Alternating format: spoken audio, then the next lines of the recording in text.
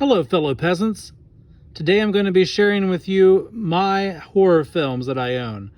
Let's get into it, shall we? Now, I'm going to preface this video with the fact that I probably don't have as many movies as you guys got, but that's okay. I buy movies that I really like and movies that I watch the trailer for, and I'm like, oh, I'll go ahead and buy that.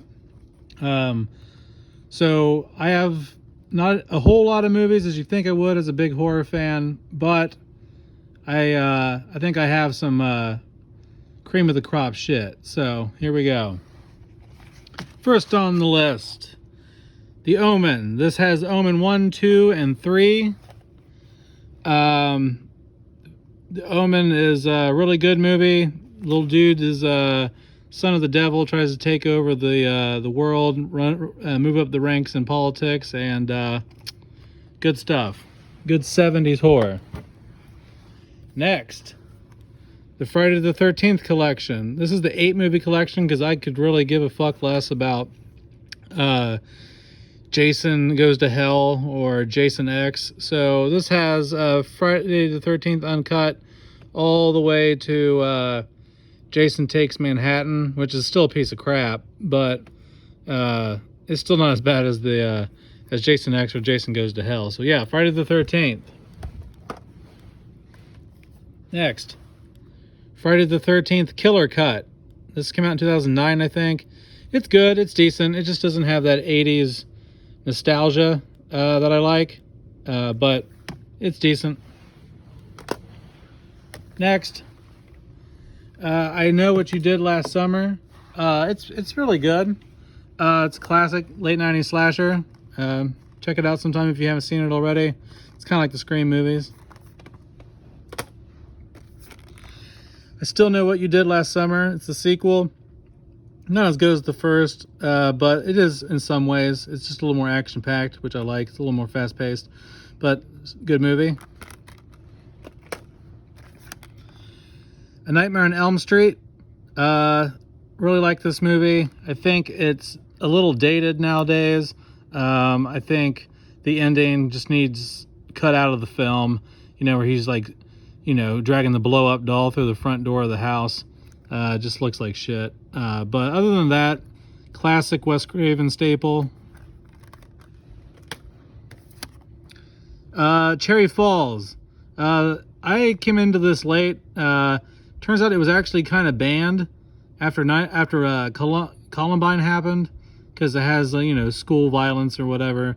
Yeah, turns out to be a really good slasher flick. I think you guys would like to check it out. It's got Brittany Murphy in it. Good late 90s, early 2000s slasher. Yeah, check it out sometime. Hellfest. I saw this this past fall. It's really good. I was surprised at how much I liked it. Turns out that the killer at the end is just some regular dad or whatever. Hopefully that's not much of a spoiler, but I think a lot of you guys have probably seen this movie already. If not, check it out. It's pretty good. Basically, it's just a random killer running around this theme park like Cedar Point or something during the Halloween weekends and is killing people. And people think that he's just part of the crew. Next, Trick or Treat. Really good movie.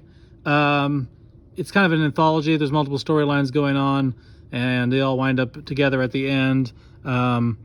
If you really want to get into the Halloween spirit, this has great Halloween atmosphere, and really can't beat it in terms of the Halloween atmosphere. It really puts you in the mood with all the fall stuff, and yeah, check it out. Next, 1974 is The Wicker Man.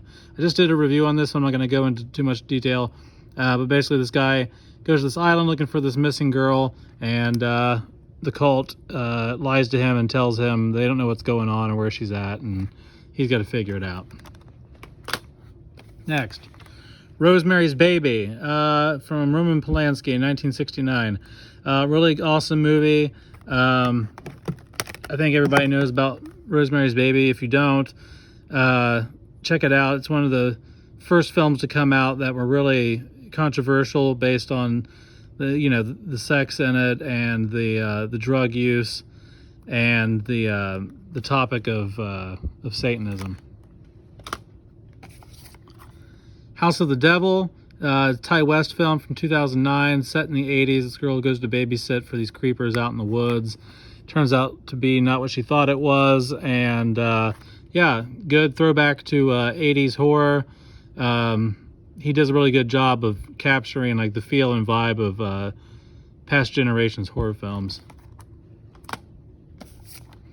Misery, saw this recently. I liked it. I wouldn't say it's quite much of a horror. It's considered a horror, so I put it on this video. But yeah, it's really good. I don't know what else to say other than she's a fucking psychopath and locks his ass in her house, doesn't let him out, and tries to force him to write some novel. But yeah. Next, the Amityville Horror, sweet ass movie, good 70s horror, lots of flannel shirts, set in the fall time, get you in the fall mood. Demon possessed guy, at least he claims voices told him to kill his family. Family moves in after that, and he goes crazy and shit and tries to kill his family. And he goes buck wild with a shotgun and an axe. Yeah. 1974's Black Christmas. I didn't know about this for the longest time, and then Dave McRae, who I watch on YouTube, he reviewed it and talks about it, and he even did a fan film called It's Me Billy, which was a decent kind of fan sequel. I wish he would have done more of the 70s style cinematography. I know he wanted to make a modern sequel, but I wish he would have done some more of the old school cinematography in it. But yeah, anyway, Black Christmas is awesome. Check it out. Next, The Witch by Robert Eggers. This movie had to grow on me. The first time I watched it, I was like, what? I thought it was boring. Thought it sucked a little bit. I liked the beginning. I liked the end. But the middle part just kind of drags. And I still think it drags a little bit. I think it wouldn't drag so bad if the 1600s dialogue wasn't so thick. It just makes you're half the time you're wondering like what the hell they're saying. But for the most part, it's a good movie. It's shot well, and it's creepy towards the end. Next, the original Texas Chainsaw Massacre. I mean, who the hell hasn't seen this? Probably, who's a horror fan.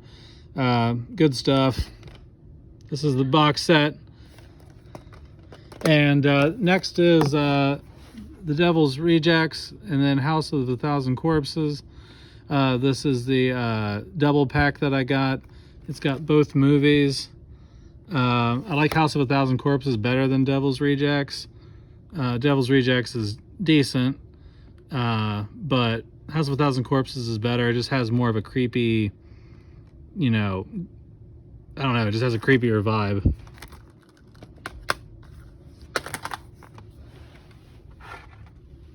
Next, Suspiria from Dario Argento. Saw this a few years ago, really liked it.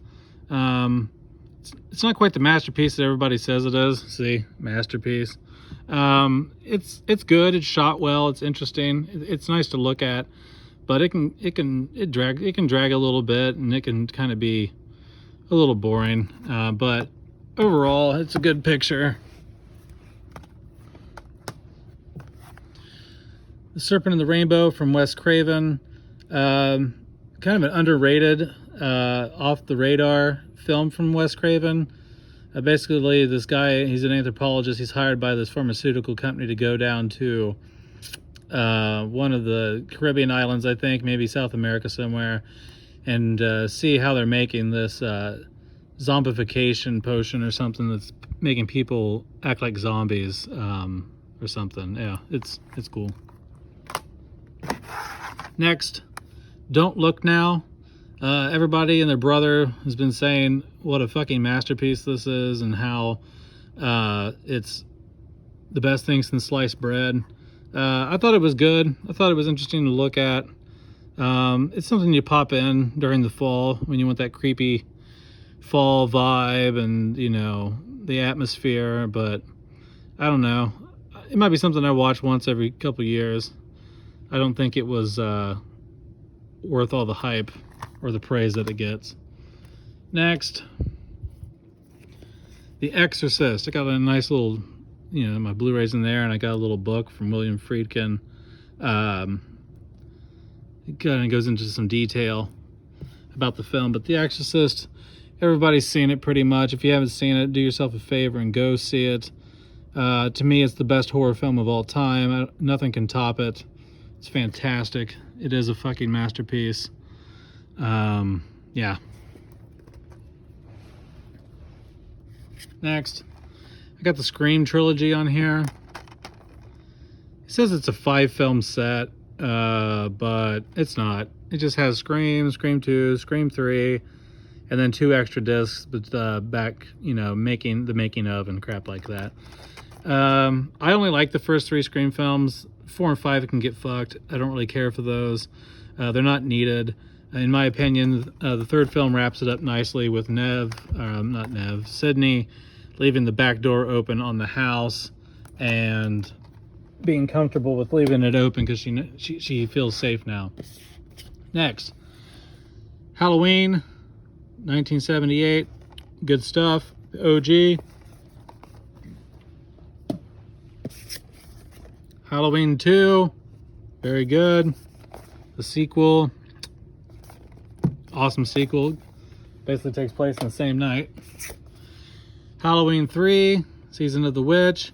It's when they tried to break off and do an anthology, but it just didn't turn out. People wanted Michael Myers back, which can't really blame them. Michael Myers is the shit.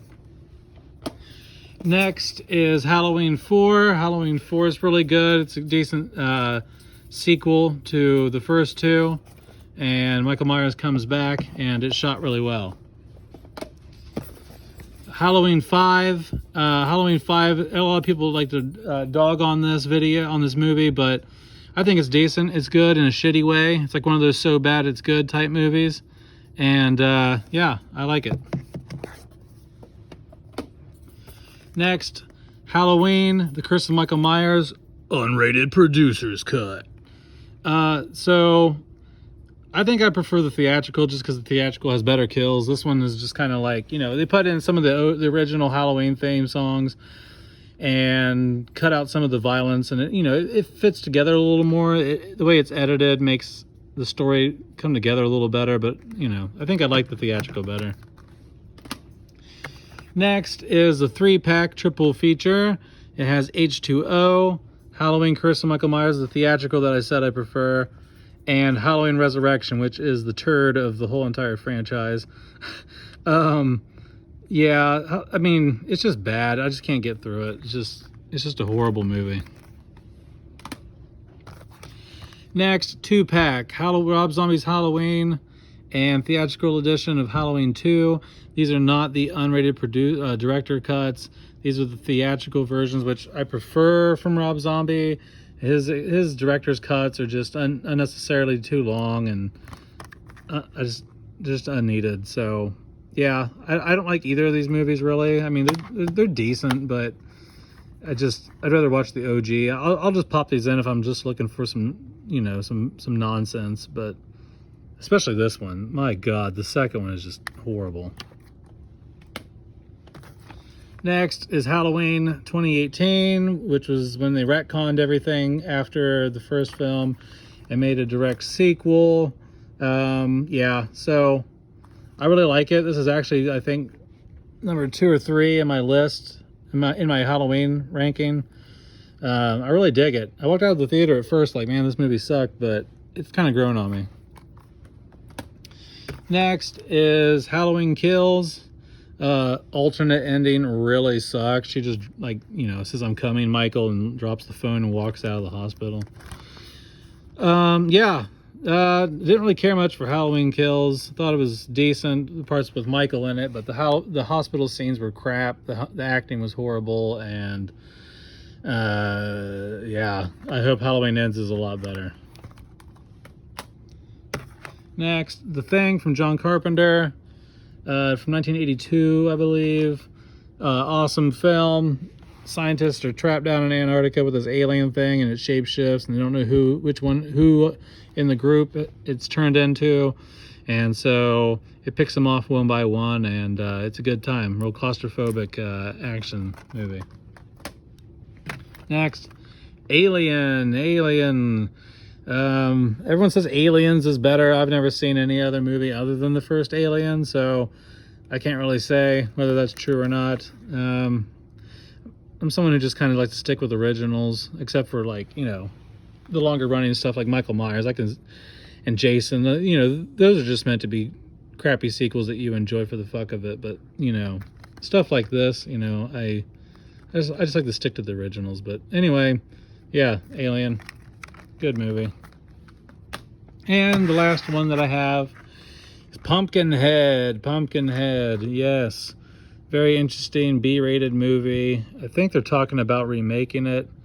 I don't think it needs remade. I don't know if there's even the fan base to remake it. You know, and yeah, so that's it. I also have the movie X, but I let my neighbors borrow it. And other than that, guys, that's my horror movie collection. Peace out.